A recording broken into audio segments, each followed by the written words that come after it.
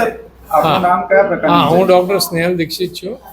હું હાર્ટનો અને લોહીની નસનો સર્જન છું. હવે આ બેન આવ્યા હતા ગઈકાલે, સોનાક્ષીબેન. અનફોર્ચ્યુનેટલી કોઈકે એમને ચાકુથી સ્ટેપ કરી દીધું હતું.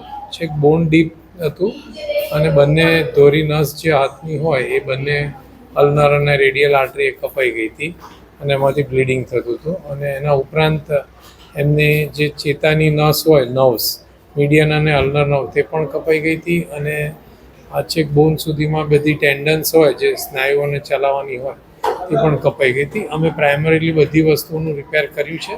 અત્યારે હાથનું સર્ક્યુલેશન ને બધાનું સારું છે. હવે થોડો વખત એમને ઇમોબિલાઇઝ રાખવું પડે જેથી કરીને ટેન્ડન અને નર્વ્સ રિપેર જે કરી છે એમાં રૂજ આવે. એટલે લગભગ 4 અઠવાડિયા સુધી ઇમોબિલાઇઝ રાખવું પડે. એ પ્રમાણે એમને સ્લેબ આપી દીધો છે. સર, ઇન ફ્યુચર આંગળીઓની મૂવમેન્ટ ને બધામાં ડેફિનેટલી થોડોક તો પ્રોબ્લેમ થાય જ અને ફિઝિયોથેરાપીને બી કરવાની જરૂર પડે.